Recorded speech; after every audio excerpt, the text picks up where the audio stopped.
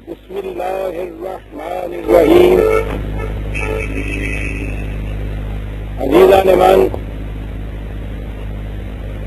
آج اپریل 1971 کی 18 تاریخ ہے اور درس قرآن کریم کا آغاز سورہ المائدہ کی 27ویں آیت سے ہوتا ہے. 5/27.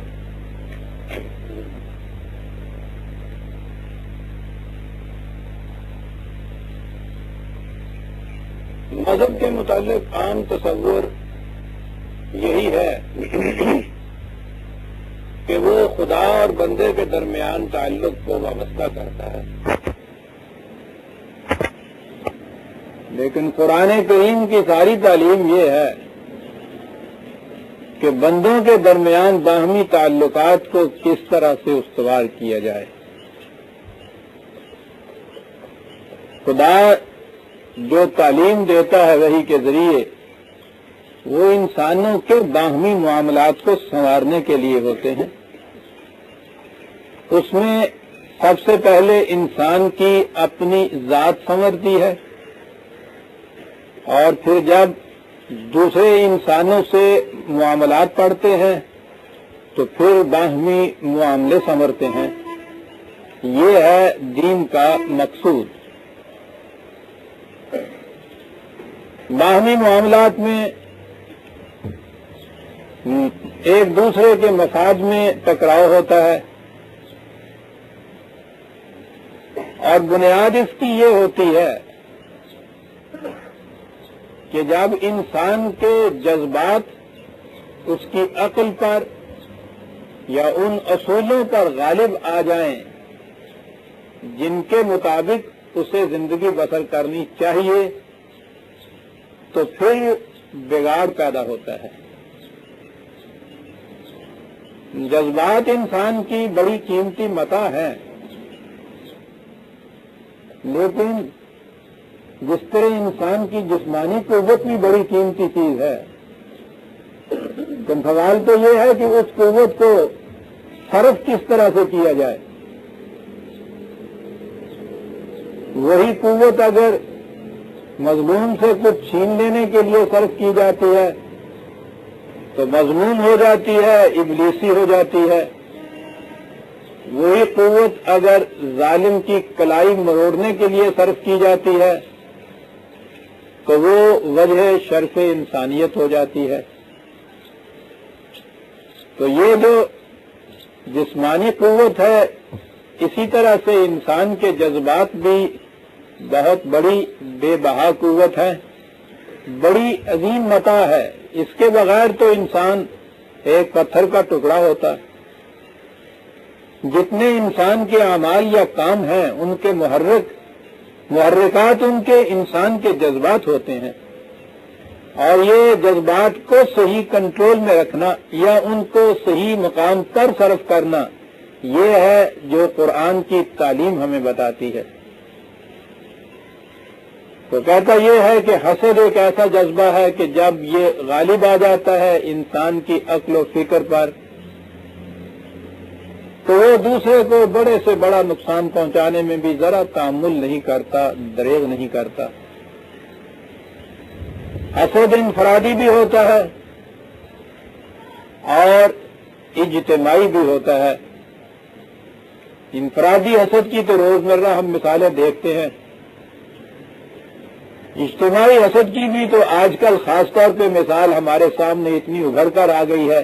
یہ انڈیا پاکستان کے خلاف کر کیا رہا ہے؟ یہی کیفیت بنی اسرائیل کی پیدا ہو گئی تھی. اپنے حالات تو ان کے یہ تھے کہ ساری دنیا کے لیے وہ ایک عبرت اور معزت کا آئینہ بن گئے تھے، لیکن حسد کی یہ کیفیت کہ نبوت ان کے ہی اپنے دوسرے بھائی جو تھے بنی اسماعیل، جب ان کی طرف منتقل ہوئی ہے تو وہ اس چیز کو بھی برداشت نہیں کر پاتے تھے. یہ ساری چیزیں ان میں آ گئی تھی. پھر لاقانونیت ان میں اتنی پھیل چکی تھی کہ وہ بات بات پر قتل کر دیا کرتے تھے. قرآن نے تو یہ بھی کہا ہے کہ وہ انبیاء تک کو قتل کر دیا کرتے تھے۔ نزول قرآن سے ذرا ہی پہلے خود حضرت عیسیٰ علیہ السلام کے ساتھ جو کچھ یہودیوں نے کیا، حالانکہ وہ تو خود انہی میں سے تھے، بنی اسرائیل ہی میں سے تھے، وہ قرآن کے سامنے تھا۔ تو نبی اکرم صلی اللہ علیہ وسلم تو بنی اسماعیل میں سے تھے۔ ان کے خلاف یہودیوں کی ساری مخالفت اور ان کے عزائم حسد کی بنا پر تھے۔ بات قرآن یہ شروع کرتا ہے کہ انسانی زندگی کتنی قیمتی ہے، اسے یوں ہی ضائع نہیں کر دینا چاہیے۔ حسد تخریب انسانیت کے لیے بڑی بنیادی زہر کا کام دیتا ہے، اس پہ کنٹرول رکھنا چاہیے۔ اور اس کے لیے وہ بات شروع کرتا ہے اس تمثیلی قصے سے جو یہودیوں کے ہاں تورات میں بھی مذکور تھا اور عام طور پر جس کا چرچا تھا، جسے حابیل اور قابیل کی لڑائی کہتے ہیں۔ تورات میں یہ مذکور ہے، وہاں بھی بات تو یہ چھوٹی سی ہے، لیکن اس کے اوپر حسب معمول افسانوں کی بڑی تہ چڑھ گئی ہوئی تھی۔ خود ہمارے ہاں بھی آپ دیکھیں گے قرآن کریم میں تو بات بڑی چھوٹی سی، مختصر سی، اصولی سی بیان کی ہوئی ہے، لیکن اپنی تفاسیر میں آپ دیکھیں گے تو وہاں بڑی بڑی رنگ آمیزیاں نظر آئیں گی۔ تو کہتے یہ ہے کہ وَاتْلُ عَلَيْهِمْ نَبَأَ ابْنَيْ آدَمَ بِالْحَقِّ،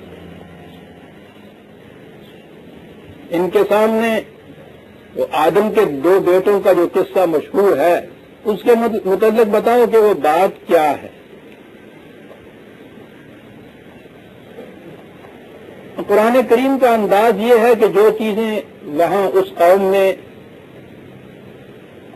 تمثیلاً چلی آ رہی تھی وہ انہیں بیان کرتا ہے اور جو اس سے نتیجہ مستخرج کرتا ہے وہ کسی بڑے اصول کے اوپر مبنی ہوتا ہے، وہ اس مقصد کے لیے ان قصوں کو بیان کر دیتا ہے۔ پہلی چیز تو یہ کہ یہ آدم کے دو بیٹوں کا قصہ، آدم کے متعلق چونکہ تصور یہ تھا اور خاص طور پہ تورات کا دیا ہوا تصور تھا کہ وہ سب سے پہلا انسان جسے خدا نے مٹی سے پیدا کر دیا۔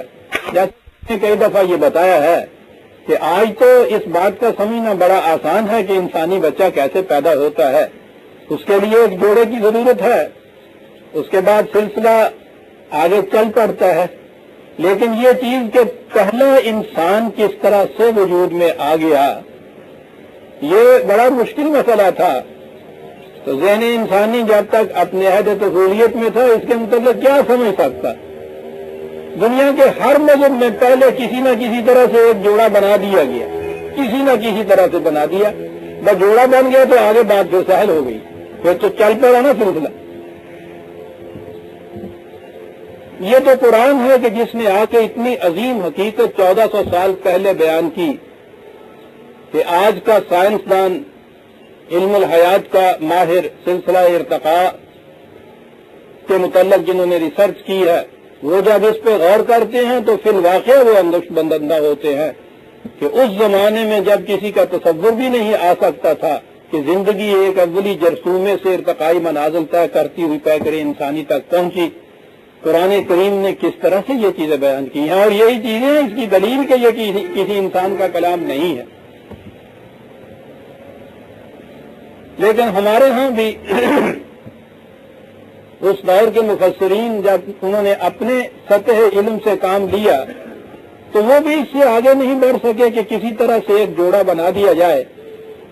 یہ چیزیں پہلے آ چکی ہوئی ہیں قصہ آدم میں، تو انہوں نے بھی کہا کہ ایک مٹی کا پتلا بنایا، پھر اس کی پتلی میں سے اس کی بیوی کو نکالا، عورت کو نکالا، تو یہ جوڑا کسی طرح سے ہو گیا، پھر آگے سلسلہ چل پڑا۔ قرآن یہ نہیں کہتا۔ ضمن یہاں میں صرف اتنا عرض کر کے آگے بڑھ جاؤں گا کیونکہ اس کی تفسیر متعدد بار سامنے آ چکی ہے ہمارے سامنے۔ آدم کی جگہ آدمی کا لفظ آپ بول لیں تو ساری بات صاف ہو جاتی ہے۔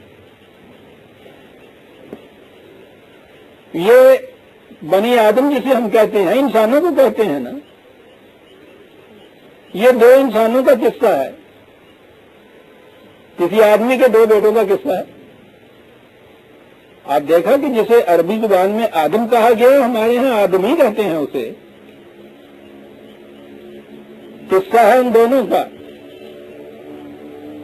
بات تو اتنی ہے جو قرآن بتاتا ہے کہ اذ قربا قربانا فتقبل من احدهما ولم يتقبل من الاخر. انہوں نے کچھ نیاز دی، کوئی نظر دی، کوئی قربانی دی، کچھ پیشکش کی، کوئی تحفہ دیا. ایک کا قبول ہوا، دوسرے کا قبول نہیں ہوا. یہی چیز بنیاد بن گئی باہمی حسد کی. قال لأقتلنك، اس نے کہا کہ میں تجھے قتل کر دوں گا. حسد کے جذبات بڑھ کے اس نے کہا کہ میں تجھے قتل کر دوں گا. اس نے کہا کہ میرا جرم کیا ہے جس کے لیے تم مجھے قتل کر دو گے؟ قال انما يتقبل الله من المتقین. اگر میری نظر، میرا نظرانہ، میرا تحفہ قبول ہوا ہے تو اس کے یہ معنی ہے کہ میں تقوی شعار ہوں، میں نے اس کے مطابق کام کیا ہے، اس لیے یہ قبول ہو گیا. اب اس میں میرا جرم کیا ہے؟ تمہارا قبول نہیں ہوا تو تم اپنے پہ خود نگاہ ڈالو اور سوچو کہ کہاں تم سے کوئی غلطی ہوئی، کون سی کمی رہ گئی جو تمہارا تحفہ قبول نہیں ہوا. اس کی اصلاح کرو. بجائے اس کے کہ اپنی اصلاح کرو، تم اس لیے میری گردن زدنی کے اوپر آمادہ ہو رہے ہو کہ میرا تحفہ قبول کیوں ہو گیا. آپ دیکھتے ہیں یہ بنیادی چیز جو قرآن کہہ گیا ہے. جتنے آگے بڑھنے والے ہوتے ہیں آن میرٹ وہ آگے بڑھیں، آن کوالیفیکیشن بڑھیں، صلاحیتوں کی بنا پہ، قابلیت کی بنا پہ. جو لوگ پیچھے رہ جاتے ہیں اس طرح سے اپنی نالائکیوں کی وجہ سے، وہ ان کی لگ پولنگ جسے کہتے ہیں. سبڑا چاہتا یہ ہے کہ ساری دنیا کو بری ہو جائے. یہ جو چیز ہے کہ آگے بڑھنے والے کو پیچھے کھینچتے ہیں، قرآن یہ کہتا ہے کہ جذبہ یہ بیدار ہوتا ہے کہ یہ کیوں آگے بڑھ گیا. اس نے بات صاف کہی ہے کہ بھئی کوئی خوبی تھی میری جس کی وجہ سے یہ بات یوں ہوئی، تم اپنے اندر وہ خوبی پیدا کرو. میرے قتل کرنے سے تمہیں کیا مل جائے گا؟ لئن بسطت الی یدک لتقتلنی ما انا بباسط یدی الیک لاقتلک. کیا بات کہی قرآن نے. اب اگر تم مجھے قتل کرنے کے لیے ہاتھ بڑھاؤ گے بھی میری طرف تو یاد رکھو میں تمہیں قتل کرنے کے لیے ہاتھ اپنا نہیں بڑھاؤں گا. یہ جو خصوصیت سے قرآن نے یہ بات کہی یہ بڑی اہم کہی. کسی کو قتل کرنے کے لیے اگر کوئی حملہ کرتا ہے تو اسے اپنی مدافعت کا تو پورا حق حاصل ہے کہ اس سے اپنا بچاؤ وہ کرے. یہ بات کہ یہ اسے قتل کرنے کے لیے آگے بڑھ جائے تو برابر کے مجرم ہو جاتے ہیں. پھر یہ دیکھو جس نے کہا ہے کہ میں تو خدا کے قوانین کی نگہداشت کرتا ہوں، کتنی اہم بات وہ یہ کہہ گیا ہے کہ تم مجھ پہ حملہ بھی کرو گے تو یہ ٹھیک ہے، میں اپنی مدافعت تو کروں گا. میری نیت یہ نہیں ہوگی کہ میں تمہیں قتل کر دوں. مقابلے میں مدافعت کے لیے یہ سب کچھ کرنا یہ تو قانون خداوندی کے مطابق ہے. لیکن یہ کہ مقابلے میں تم مجھے قتل کرنا چاہتے ہو، میں تمہیں قتل کروں گا. انی اخاف اللہ رب العالمین. میں یہ کبھی بھی یہ نیت نہیں کروں گا، یہ ارادہ نہیں کروں گا. میں تو ڈرتا ہوں خدا کے قوانین سے. خدا کے قوانین سے ڈرنے والا حملہ آور سے بھی اپنی مدافعت تک وہ رہتا ہے، اسے قتل نہیں کرتا. یہ الگ بات ہے کہ مدافعت میں ایسا ہو جاتا ہے یا ہو جائے. اور یہی آگے اس نے چیز کہی کہ انی اريد ان تبوء باسمی و اسمک فتکون من اصحاب النار. یہ بڑی اہم چیز ہے. تو ایسے وقت میں آپ تم سوچو کہ اگر میں نے اپنی مدافعت کے لیے کچھ کیا اور اس میں تمہیں نقصان پہنچ گیا، قتل نہ بھی ہوئے صحیح، زخمی ہو گئے صحیح. میرے نزدیک تو کسی انسان کو زخمی کر دینا بھی جرم ہے، لیکن یہ جرم جو ہے وہ تمہاری وجہ سے ہوگا. لہذا تم اپنے اس جرم کا بھی کی سزا بھی بھگتو گے کہ تم نے مجھے قتل کرنے سے مجھ پر وار کیا، اور میں اپنی مدافعت میں اگر کچھ کر بیٹھا اور اس سے تمہیں کوئی نقصان پہنچا تو یہ جو جرم ہے انسانیت کے خلاف، اس کی ذمہ داری بھی تم پہ عائد ہوگی، مجھ پہ عائد نہیں ہوگی. سمجھ لو اس بات کو. دیکھتی ہیں کہ قرآن یوں ہی ایک تمثیلی واقعہ بیان کرتا ہے اور اس میں کتنے اصول بیان کرتا ہوا چلا جاتا ہے. اس صورت میں فتکون من اصحاب النار وذالک جزاء الظالمین. ٹھیک ہے کہ تم جہنم رسید ہوگے اور جو بھی ظالم ہوتا ہے اس کی تو یہی سزا ہوتی ہے, تو تم دوہرے ظلم کے مرتکب ہو جاؤ گے.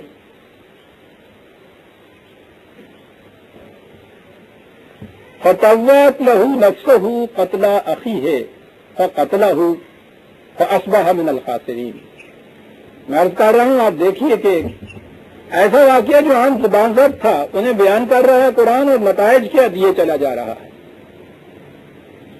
جذبات غالب آ گئے اور انہوں نے اسے آہستہ قتل آمادہ کر دیا اس بات پہ کہ وہ اسے قتل کر دے. وہ آمادہ ہو گیا اور اس نے قتل کر دیا اپنے بھائی کو, اور قتل کرنے کے بعد جب انتقام کے جذبات ٹھنڈے ہوئے تو پھر اسے ہوش آیا کہ یہ کیا ہوا.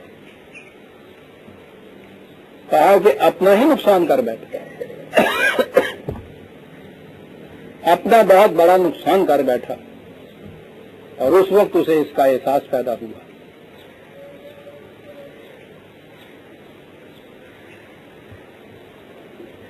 قصے کا باقی حصہ بیان کرنے سے پہلے میں یہ عرض کروں کہ بات تو قرآن نے اتنی کہی ہوئی ہے, لیکن وہ جو زیب داستان کے لیے ہمارے ہاں بڑھایا جاتا ہے, قرآنی تفسیروں کو اٹھا کے آپ دیکھیے, قرآن نے صاف یہ کہا ہے کہ کوئی تحفہ, پیشکش, نظر نیاز, کوئی چیز تھی جو وہ پیش کر رہے تھے, ایک کی قبول ہوئی ہے دوسرے کی نہیں ہوئی.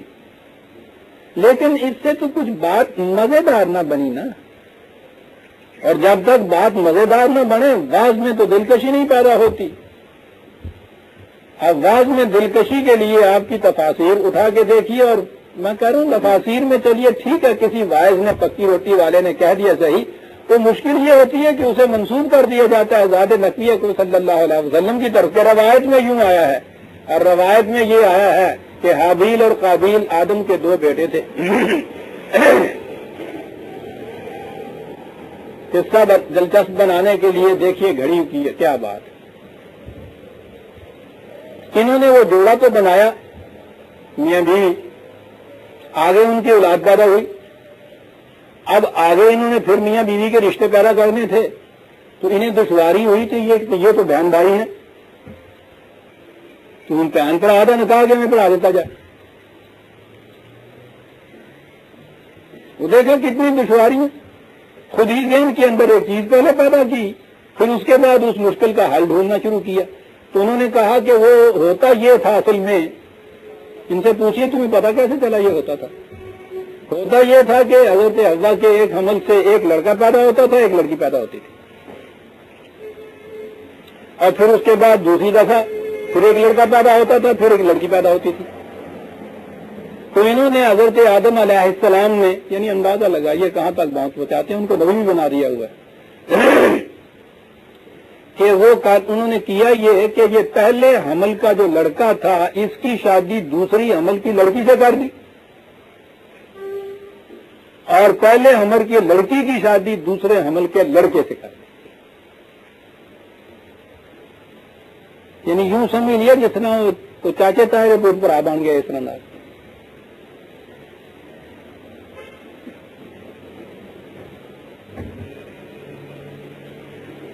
تو اس طرح سے وہ شادی کرتے تھے. کرنا خدا کا ایسا ہوا کہ یہ جو ایک حمل میں یہ ایک لڑکی پیدا ہوئی وہ بڑی خوبصورت تھی, نگاہ ان کی ادھر جاتی ہے, اور دوسرے حمل میں جو پیدا ہوئی لڑکی تو وہ کوئی خوبصورت اچھی نہیں تھی. یہ جو تھا, اب کہہ دیجیے ان کا سگا بھائی چاہیے نا, یعنی سگے تو سارے ہی تھے. یہ جو تھا نا اکٹھے والا, یہ چاہتا تھا کہ اسی لڑکی کے ساتھ شادی کرے, اس کی شادی اس دوسرے کے ساتھ نہ ہو جائے. وہ اس پہ آمادہ نہیں تھا, وہ کہتا میں کو چھوڑ دوں اس طرح سے. تو اس پہ آپس میں رنجش ہوئی, اور اس بھائی نے اپنے اس بھائی کو قتل کر دیا. پہلا ہی قتل جو دنیا میں ہوا ان کے نزدیک وہ عورت ہی کے مسئلے پہ.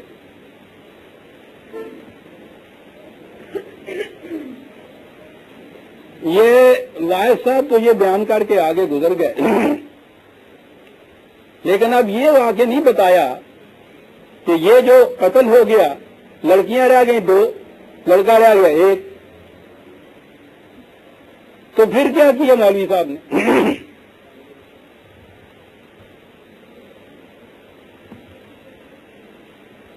لیکن بات یہی نہیں ختم ہوتی، وہاں تو لمبا ہوتا ہے نا. تفسیر میں یہ لکھا ہے کہ وہ قتل کرنا چاہتا تھا، اسے پتہ نہیں چلتا تھا کہ میں کروں کیا، کیسے قتل کروں. تو اس پہ شیطان آ گیا، اس نے آ کے یہ بتایا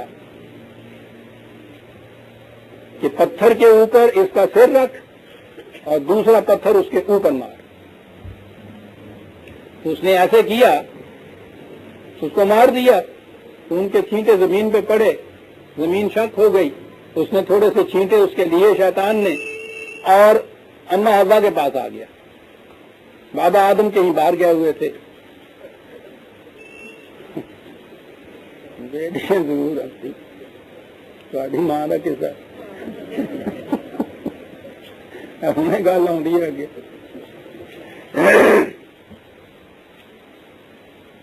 اس نے بتانا چاہا کہ اس تیرے بیٹے نے دوسرے کو مار دیا. یہ مار دیا، موت، یہ تو پہلی دفعہ ایک بات تھی، اس سے پہلے کبھی ہوئی نہیں تھی موت.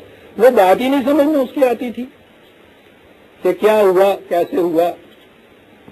تو بہرحال اس نے کسی طرح سے اس کی وہ لاش لی. وہ مارنے والا بھائی تو کہیں بھاگ گیا، وہ لاش لی اور اس کو وہ دکھایا کہ یہ دیکھو، نہ اٹھتا ہے، نہ بیٹھتا ہے، نہ بولتا ہے، یہ ایسا ہو گیا ہے. تو کسی طرح سے اس کی بات سمجھ میں کچھ آئی، کچھ نہ آئی، لیکن یہ ہوا کہ ہوا، یہ بہت برا ہے، بولتا نہیں، اٹھتا نہیں، بیٹھتا نہیں، بات نہیں کرتا. تو اس نے رونا شروع کر دی. وہ اکیلی ابھی تھی. تو اتنے میں بابا آدم آ گئے، تو انہوں نے یہ کچھ سنا اور رونا بھی انہوں نے پہلی دفعہ دیکھا. تو وہ رو جا رہی ہے. اب وہ اس سے پوچھتے ہیں کہ کیا ہوا ہے، مجھے بتاؤ تو صحیح، اور وہ رو جا رہی ہے. جب وہ تنگ آ گیا تو اس نے کہا کہ اچھا تو روئے جا رہی ہے کہ تیریاں دھیاں کیا نتی تو روندیاں ہی رہن گیاں. سن لے نا، تیریاں دھیاں یہ کچھ نہیں لگتی، جا پھر تیریاں دھیاں قیامت تو روندیاں ہی رہن گیاں. یہ تہاڈا رونا میری بیٹی ہو، یہ ادوں کا لکھا ہے، سمجھا؟ قیامت تک ہے تہاڈیاں دھیاں روندیاں رہن گیاں، تیریاں دھیاں. آپ کو یاد ہے اب تک یہ کیفیت ہے کہ لڑکی کا علامہ دینا ہوگا نا تو ماں نو آ کے دے دو، لڑکے کی شکایت کر دی ہوئے تو پیو کو دے دیا. ایسا کچھ ہوا ہے تو لڑکی ماں ہی کی لڑکی ہوتی. دیکھو اپنے ذہن انسانی جب افسانے تراشتا ہے تو جن باتوں سے پہلے سے متاثر ہوتا ہے انہی کو ان افسانوں کے اندر رنگ آمیزی کے لیے اختیار کر لیتا ہے. یہ روتی رہیں گی حوا کی بیٹیاں قیامت تک کے لیے. آدم کی اس بد دعا کے وجہ میں ان آدم کے بیٹوں کا اس میں کوئی قصور نہیں ہے جس کی وجہ سے یہ قیامت تک کے لیے ان کے ہاتھوں سے روتی رہتی.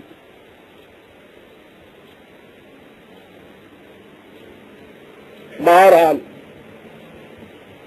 آگے بڑھیے، پھر اور قصہ آ جاتا ہے. فبعث اللہ غرابا یبحث فی الارض لیریہ کیف یواری سوءۃ اخیہ قال یا ویلتى اعجزت ان اکون مثل هذا الغراب فاواری سوءۃ اخی فاصبح من الناس.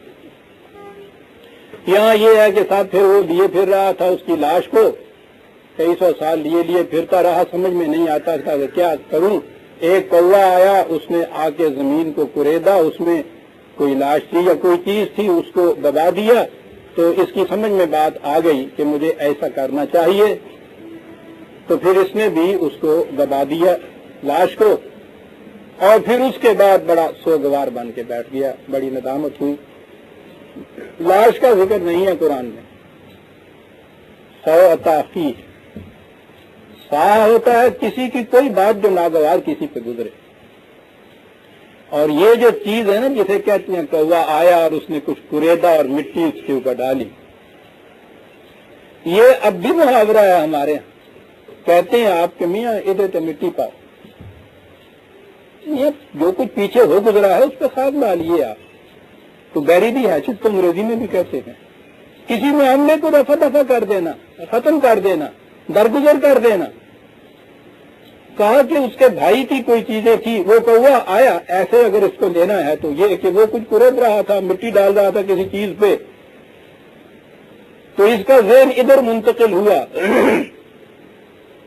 کہ دراصل یہی چیز تھی کہ اگر مجھے بھی اپنے بھائی کی کوئی بات ناگوار گزری تھی تو مجھے چاہیے یہ تھا کہ اس پہ خاک ڈالتا، اس کو ابھارتا نہیں، آگے بڑھ جاتا، مجھے ایسا ہی کرنا چاہیے تھا، کیونکہ فاصبح من النادمین ہے، قرآن کہتا ہے اسے بڑی ندامت ہوئی اپنے آپ پر کہ میں نے جوش غضب میں یہ کیا کر دیا جس کے بعد مجھے اس قدر پریشانی اور پشیمانی ہو رہی ہے، مجھے اس سے درگزر کرنا چاہیے تھا۔ بہرحال قرآن نے تفصیل نہیں دی، قرآن نے یہی کہا بات تو آگے ہے، من اجل ذالک کا، یہ ہے وہ بات جس کے لیے یہ سارا اس نے تمثیلی قصہ بیان کیا کہ انسان جب حسد سے مغلوب ہو جاتا ہے تو اس وقت اور تو اور اپنے بھائی کے قتل پر بھی ہاتھ اٹھا دیتا ہے، اور چھوٹی چھوٹی سی باتوں پر دنیا میں اس طرح سے قتل اور غارت گری کی واردات ہوتی چلی جاتی ہے۔ یہ وجہ تھی، بنی اسرائیل میں یہ چیزیں اتنی عام ہو رہی تھیں، اور اب آئی ہے عزیزان من وہ عظیم آیت کہ جسے خاص طور پہ آج کے دور میں جب ہر صبح اٹھیے تو اخبار میں 5، 7، 10 قتل کی وارداتیں تو نمایاں طور پہ آ جاتی ہیں، اور جو اخباروں میں نہیں آتی وہ تو معلوم ہی نہیں کہ کتنی ہوتی ہیں۔ قرآن کے نزدیک انسانی جان کی قیمت کتنی ہے، اس ایک آیہ جلیلہ سے آپ کے سامنے یہ بات آئے۔ کہا کہ یہ بات تھی کہ انہوں نے اس طرح سے قتل کو ایک عام واقعہ بنا دیا تھا، اپنے ہاں معمول ہو گیا تھا کہ ہم نے ان کے اوپر یہ کہا تھا، یہ فرض قرار دیا تھا، یہ لکھا تھا بنی اسرائیل کی طرف، وہی بھیجی تھی ان کی طرف۔ کتنی عظیم وہی ہے عزیزان من، آج بھی ہمارے لیے یہی وہی ہے، انہو من قتل نفسا بغیر نفس اور فساد فی الارض فکأنما قتل الناس جميعا، جس نے کسی ایک جان کو بھی ناحق تلف کر دیا، ضائع کر دیا، قتل کر دیا، یوں سمجھو گویا اس نے پوری انسانیت کو قتل کر دیا۔ ایک انسانی جان کی قیمت جسے ناحق قتل کیا جائے پوری انسانیت کی جان کی برابر ہے۔ وَمَنْ أَحْيَاهَا فَكَأَنَّمَا أَحْيَا النَّاسَ جَمِيعًا، اور جس نے کسی ایک کی بھی جان بچا لی، یوں سمجھو گویا اس نے پوری انسانیت کو زندگی عطا کر دی۔ ایک فرد کی جان کی قیمت اتنی ہے گویا۔ یہ جو پہلے کہا ہے نا کہ جس نے ایک فرد کو بھی قتل کر دیا، اس میں یہ استثناء ہے، ایکسیپشن ہے، بغیر نفس اور فساد فی الارض۔ ہاں یہ ہے کہ جرم قتل کی سزا میں کسی کو قتل کیا جائے، موت کی سزا دے دی جائے، یا فساد فی الارض، یہ ہے اہم چیز جو آگے آئے گی، ملک میں ڈس آرڈر، لا قانونیت، بد نظمی، فساد، بغاوت یہ پیدا کرنے کے لیے کیا جائے، تو اس صورت میں تو کسی کی جان لی جا سکتی ہے، اسے سزا دی جا سکتی ہے موت کی، یا جرم قتل کے لیے سزا دی جا سکتی ہے۔ اس کے بغیر اگر کسی کو ناحق قتل کر دیا جائے تو وہ یوں سمجھو جیسے پوری انسانیت کو اس نے قتل کر دیا، اور جس نے کسی ایک جان کو محفوظ کر دیا، بچا لیا کسی کی زندگی کو، یہ یوں سمجھو کہ پوری انسانیت کو بچا دیا۔ اب یہاں تھا فساد فی الارض، اگلی آیت میں قرآن کریم اس کی تشریح خود کر دیتا ہے آیت سے پہلے اسی آیت کے اگلے الفاظ یہ ہیں کہ وَلَقَدْ جَاءَتْهُمْ رُسُلُنَا بِالْبَيِّنَاتِ ثُمَّ إِنَّ كَثِيرًا مِّنْهُمْ بَعْدَ ذَلِكَ فِي الْأَرْضِ لَمُسْرِفُونَ. تو یہ بات کچھ نئی نہیں تھی جو بنی اسرائیل سے اسی زمانے میں کہی گئی ہو، پہلے نہ کہی ہو، بعد میں نہ کہی ہو. کہا کہ یہ تو ایک اصولی چیز تھی کہ جسے جتنے بھی رسول آتے رہے وہ یہی پیغام دیتے رہے کہ انسانی جان بڑی واجب الاحترام. وَلَقَدْ كَرَّمْنَا بَنِي آدَمَ قرآن نے کہا ہے. ہر انسانی بچہ محض انسانی بچے ہونے کی جہت سے واجب التکریم پیدا کیا گیا ہے. ہر انسانی بچہ بلا لحاظ اس امر کے کہ وہ کس گھر میں پیدا ہوتا ہے یکساں عزت کا مستحق. اور اسی طرح سے انسانی جان یہ سوال ہی نہیں ہے کہ وہ کون سا فرد ہے. ذات کا اونچ نیچ تو قرآن میں ہے ہی نہیں. یہاں تو امیر اور غریب کا بھی کوئی فرق نہیں، حاکم و محکوم کا بھی کوئی فرق نہیں. انسانی جان کہا گیا ہے. یہاں واجب التکریم ہر بنی آدم کو کہا گیا ہے قرآن کی روح سے. اس لیے کہا کہ یہ دین کا اصول تھا جسے ہم تمام رسولوں کی وساطت سے وحی کے ذریعے انسانوں کی طرف اس اصول کو عام کرتے چلے جائیں. وہ یہ بات کہہ جاتے تھے لیکن اس کے بعد یہ لوگ جذبات سے مغلوب ہو کر اس اصولی تعلیم کو فراموش کر دیتے تھے اور پھر ملک میں زیادتی کرنی شروع کر دیتے تھے. اب آیا وہ فساد فی الارض جو ہے اس کی تشریح آ رہی ہے. انما جزاء الذین یحاربون اللہ ورسولہ ویسعون فی الارض فسادا. اس فساد کی دو تشریحیں یا دو چیزیں گنائی ہیں متعین طور پر. ایک تو یہ ہے کہ خدا اور رسول کے خلاف جنگ کرنا. آپ کو یہ معلوم ہے کہ قرآن کریم میں جہاں خدا اور رسول کے الفاظ آتے ہیں اس سے مراد ہوتا ہے وہ نظام مملکت، وہ نظام معاشرہ جو خدا کے قوانین کو نافذ کرنے کے لیے عمل میں لایا گیا ہو.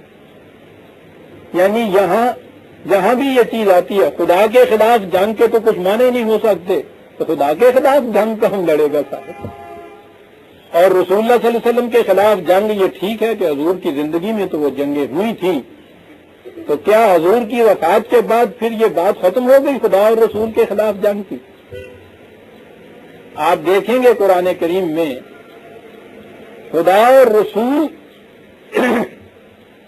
یہ نمائندگی کرتے ہیں اس چیز کی کہ وہ نظام معاشرہ، وہ نظام مملکت جو خدا کے قوانین کو نافذ کرنے کے لیے سب سے پہلے رسول اللہ صلی اللہ علیہ وسلم کے مقدس ہاتھوں سے متشکل ہوا. اور پھر یہ چیز قرآن نے یہ کہہ دی کہ وما محمد الا رسول قد خلت من قبلہ الرسل، کہ محمد کی کیفیت بھی یہ ہے کہ یہ ایک رسول ہے، اس سے پیشتر کئی رسول آئے، اپنی اپنی زندگی گزارنے کے بعد چلے گئے. اگر کل کو یہ بھی مر جائے یا قتل کر دیا جائے تو تم سمجھو گے کہ خدا اور رسول والی بات جو تھی وہ ختم ہو گئی. یہ بات نہیں ہے. یہ نظام جو آگے چلے گا تو جو رسول کا جانشین اس میں ہوگا خدا اور رسول سے مفہوم وہ نظام ہو جائے گا. یہی وجہ ہے کہ یہ نظام جو خلافت علی منہاج رسالت جسے کہتے ہیں، نبی اکرم صلی اللہ علیہ وسلم کے قائم کردہ نظام کے خطوط پر جب تک مسلسل یہ چلا خدا اور رسول کا نمائندہ ہوا یہ نظام جو تھا. پہلی چیز یہ کہی کہ اس نظام مملکت کے خلاف بغاوت، مملکت کے خلاف بغاوت، اس کی استثناء خود قرآن نے کر دی ہے کہ یہ وہ جرم ہے جس کے لیے جان لی جا سکتی. باغی و یسعون فی الارض فسادا، یا مملکت کے نظام امن کو تہو بالا کرنے کے لیے لاقانونیت پھیلائی جائے، ہنگامہ آرائیاں کی جائے، فساد برپا کیا جائے. یہ جرم ہے جن کے بدلے میں موت کی سزا دی جا سکتی ہے. تو آپ نے دیکھا کہ پہلے ایک فرد کی زندگی کے متعلق قرآن نے کیا تعلیم دی کہ کس قدر قیمتی اور واجب الاحترام ہے، اور اس کے بعد یہ بتایا کہ مملکت کا نظام، معاشرے کا امن، یہ کتنی اہمیت رکھتا ہے کہ اس کے برقرار رکھنے کے لیے ایک فرد نہیں، جتنے افراد بھی اس میں ملوث ہوں گے ان کی جان لی جا سکتی ہے۔ یہ معاشرے میں امن قائم رکھنا، بغاوت نہ کرنا، یہ بھی تو افراد معاشرہ ہی کی جان، مال، عزت، آبرو کی حفاظت کے لیے ہے، یہ بھی تو مقصود بھی ذات چیز نہیں ہے۔ تو بات وہی آ جاتی ہے کہ قرآن کی روح سے انسانوں کے باہمی معاملات، قانون کی روح سے، عدل کی روح سے، خدا کے دیے ہوئے نظام کی روح سے جب طے پائے گے، اس میں خلل اندازی کرنا، اختلال پیدا کرنا، فساد پیدا کرنا، انتشار پیدا کرنا یا خود مملکت کے خلاف بغاوت کھڑی کر دینا، یہ وہ جرم ہے کہ جس کے متعلق قرآن نے کہا انما جزاء الذین، ان کی سزا یہ ہے، سزا تو وہ قتل کی ہے لیکن قتل بھی اس شدت کی، اس نوعیت کا ہے کہ جو بڑا ہی عبرت آموز ہو دوسروں کے لیے۔ این یقتلوا، جرم کی نوعیت کو دیکھو، جس قدر سنگینی ہے جرم کی اس کے مطابق یہ سزا ملتی ہے۔ ایک تو قتل ہی ہے، قتل کر دیا جائے، اور یصلب، پھانسی دے دی جائے، صلیب پہ لٹکا دیا جائے، اور تقطع ایدیہم وارجلہم من خلاف، ہاتھ اور پاؤں کو مخالف سمت میں سے کاٹ دیا جائے، یا بعض نے یہ بھی یہ کہا ہے کہ اس میں گرفتاری کے وقت الٹی بیڑیاں پہنانا جسے کہتے ہیں، گرفتاری کے وقت کی یہ چیز بھی ایسے ہو سکتی ہے، اور ينفوا من الارض، یا اسے جلاوطن کر دیا جائے، ملک بدر کر دیا جائے، دیکھ لیا جائے کہ کس نوعیت کا جرم ہے، اور یہ جو چیز جو فتنہ پھیلایا گیا ہے وہ فراغ کس طرح سے ہوگا، اس کے مطابق یہ سزا دی جائے، اور سزا بڑی ہی عبرتناک ہے جو قرآن نے تجویز کی ہے، اس لیے کہ عزیزان من، ملک میں فساد برپا کرنے سے کسی کی جان، مال، عزت، آبرو، کوئی شے محفوظ رہتی ہی نہیں ہے۔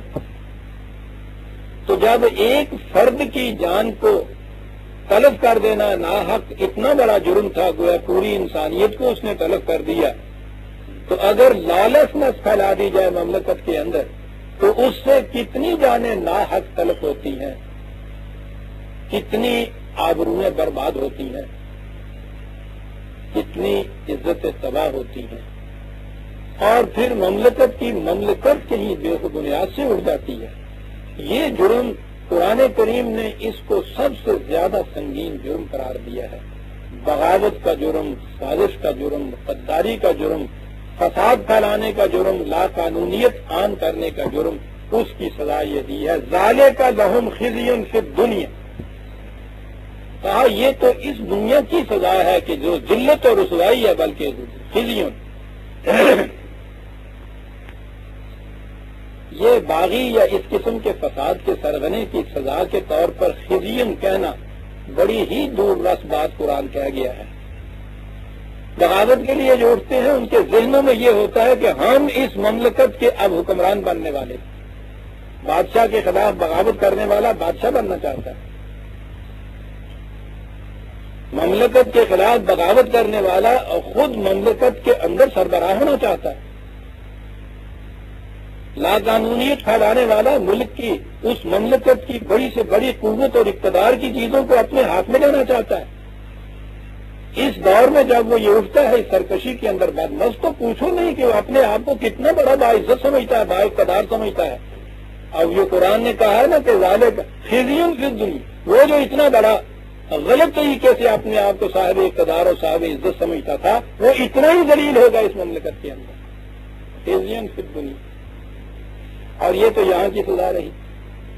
اور آپ کو معلوم ہے کہ قرآن کریم سزاؤں کے معاملے میں بھی ہمیشہ یہ چیز کہتا ہے کہ جرم جو شخص کرتا ہے اس جرم کے دو حصے ہوتے ہیں، ایک تو وہ معاشرہ کے قانون یا نظام کے خلاف جرم کرتا ہے، اس جرم کی سزا تو معاشرہ کی طرف سے مل جاتی ہے اسے،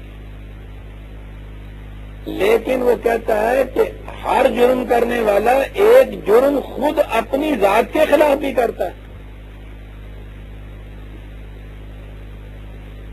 جو جرم یہ اپنی ذات کے خلاف کرتا ہے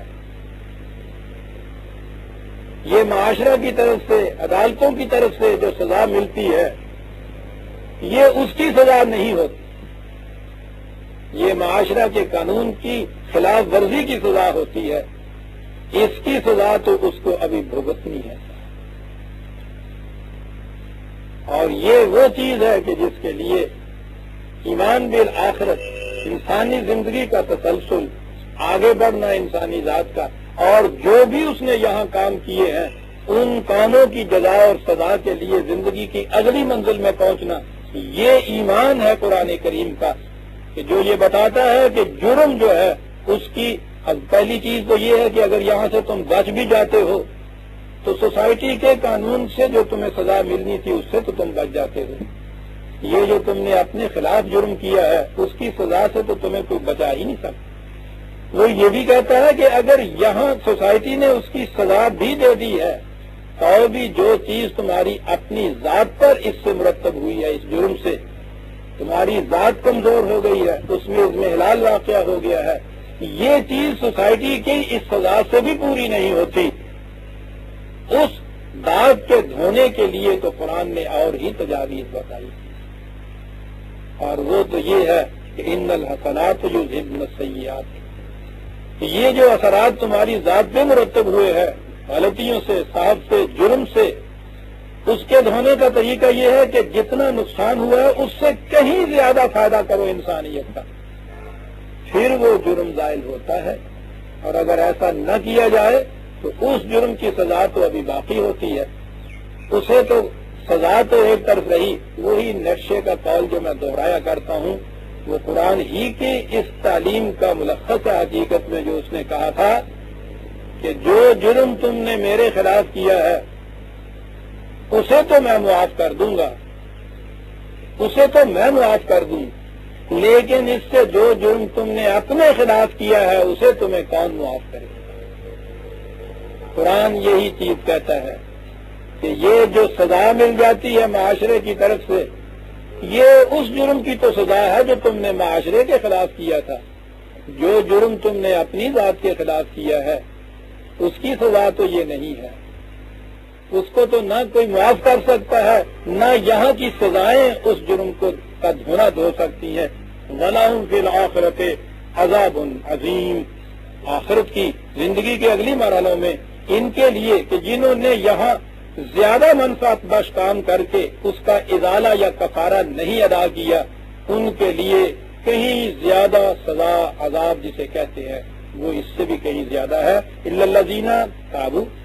یہ گنجائش دیکھ لیجیے. فساد برپا کرنے والے، حتیٰ کہ بغاوت کا علم بھی اٹھا کے چلنے والے. اِلَّا الَّذِينَ تَابُوا مِن قَبْلِ أَن تَقْدِرُوا عَلَيْهِمْ. بڑی عجیب چیز ہے قرآن. ایک تو یہ ہے کہ انہوں نے فساد برپا کیے ہیں، مقابلہ کر رہے ہیں، بغاوت پہ اٹھے ہوئے ہیں، مقابلہ ہو رہا ہے بغاوت کے مقابلے میں. اگر وہ اس طرح سے مر جائیں اور بات ہے، اور تم نے ان کو گرفتار کر لیا، پکڑے گئے، سازش پکڑی گئی، بغاوت ناکام ہوئی، اور اس کے بعد انہوں نے معذرتیں پیش کرنی شروع کر دی. کہتا ہے یہ توبہ نہیں. من قبل ان تقدروا علیہم. قبل اس کے کہ تم نے ان کو گرفتار کیا تھا، قابو پا لیا تھا، فروغ کر دیا تھا، غلبہ پا لیا تھا، مغلوب کر لیا تھا. جب وہ ابھی سرکشی کے عالم میں تھے، اگر اس وقت وہ ہتھیار رکھتے ہیں پھر سوچا جا سکتا ہے کہ ان میں سے کس کو معاف کیا جا سکتا ہے. لیکن اگر صورت یہ ہو کہ عصمت بی بی از بیچارگی ناکام ہو گئی، بغاوت پکڑی گئی، سازش، گرفتار ہو گئے، اور اس کے بعد یہ چیز جسے آپ کہتے ہیں کہ یہ پھر سٹیٹمنٹس اور بیانات اور معذرتیں آنی شروع ہوئی، قرآن کہتا ہے یہ بات نہیں. ایسے وقت میں تو ہر شخص معذرت کرے گا. من قبل ان تقدروا علیہم فاعلموا ان اللہ غفور رحیم.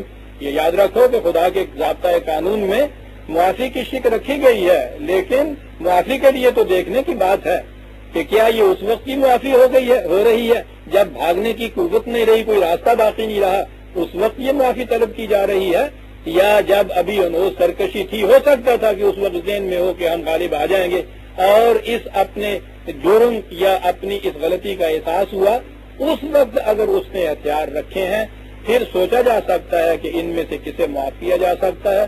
لیکن اگر صورت یہ ہے کہ وہ مغلوب ہو گئے ہیں، مغلوب ہونے کے بعد تو توبہ کی بات باقی نہیں رہتی۔ یہ ہے جرم بغاوت اور فساد فی الارض، لاقانونیت پھیلانے کی سزا جو قرآن کریم نے تجویز کی ہے عزیزاں نے۔ یہاں سے اور آگے بڑھ گیا پھر قرآن۔ مقصد صرف معاشرے میں امن قائم کرنا ہی تو نہیں، یہ تو ایک منفی پہلو ہے۔ مقصد تو انسانی زندگی کو آگے بڑھانا، بلند کرنا، ترقی، معاشرے کے اندر بھی، افراد کے اندر بھی، یہ ہے اصل میں مقصد۔ یہ معاشرے میں امن اس لیے قائم کیا جاتا ہے کہ انسان ان بلند مقاصد کے لیے مطمئن ہو جائے، بے خوف و خطر ان بلند مقاصد کے حصول کے لیے کوشش کرتا چلے۔ اور وہ جو بلند مقاصد ہیں، یمکث فی الارض ما ینفع الناس، کہ یاد رکھو وہی نظریہ زندگی، وہی آئیڈیالوجی، وہی نظام، وہی عمل دوام حاصل کر سکتا ہے جو پوری انسانیت کے لیے نفع بخش ہو۔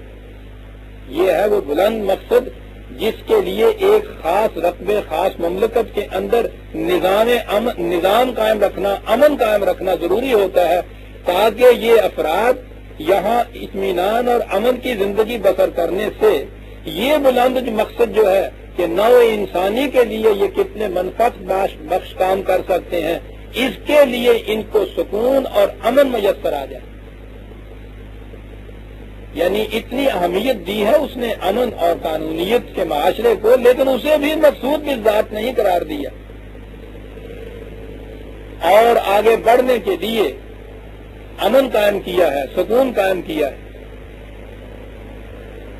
جیسے صبح کے وقت ریفریش تر و تازہ جاگنے کے لیے رات کی نیند ہوتی ہے، امن کی تو صورت یہ ہوتی ہے، سکون کی صورت یہ ہوتی ہے کہ معاشرے میں مزید تقویت پیدا ہو، افراد کے اندر ان کے جو خفتہ جوہر ہیں وہ زیادہ بیدار ہوں، ان کی صلاحیتیں نشو و نما پائیں، تاکہ یہ اس سے بلند مقصد حاصل کرنے کے قابل ہو جائیں۔ یہ ہے جسے قرآن نے تقویٰ کہا ہے۔